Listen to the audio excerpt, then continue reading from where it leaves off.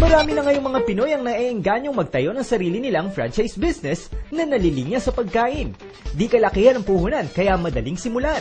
Sa ganitong negosyo, marami na ang umasenso at naging bahagi dyan ang Filtrepreneur, isa sa leading franchiser ng food stalls nationwide. Kaya Filtrepreneur, it is Filipino entrepreneur because the goal of the company is to educate people to start and learn their own business.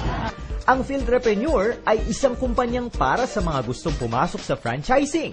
Isa ito sa patok na negosyo ngayon. It's a franchise company and we are focusing more on mass production of products because the company, the franchisee owns the factory itself.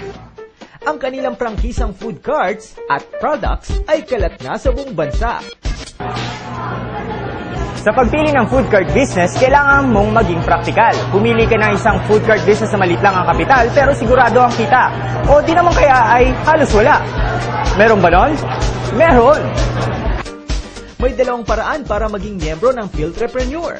Una, maging isang franchisee. Meron kaming Pinoy Pao, Stir Fry Noodles, and Jopay Siomai, Joshua Warma. Meron tayong bago ngayon yung Icy Pink, which is the scramble. So, mabili siya ngayon kasi season. Ang pinaka-best seller namin ngayon is yung Pinoy Pao and the O Noodles. Meron din kaming pizza, like yung gawa ng sarili naming company. And then yung mga jacks, which is the stir-fry balls and the mga squid balls. Each time mayroong bago kung ano man yung uso ngayon, we can create our own food. So, i-market natin in our own franchise. So, for me, that's the advantage of the company because the factory itself also owns the franchise. Bilang isang franchisee, para ka ng partner ng kumpanya na may napakaraming privileges. Kung may talent ka naman sa pagsasalita, bagay sa iyo ang maging sales agent at tumabo ng mga komisyon. Hindi naman natin maiwasan, may mga good side and bad side every business eh. Para sa akin, yung good side lang dito, we offer traditional business and we also offer non-traditional business. Especially for those people na gustong magnegosyo pero wala pa talagang puhunan. Yes, they can start in a non-traditional way. So if they earn, they can have a franchise. Di lang sumentro sa food business, nag-venture out din sila sa iba pang mga produkto na malaki rin ang potensyal sa market. Bukod sa food cart, meron din kaming kinikater like yung mga wellness products. Pero yun naman yung secondary namin.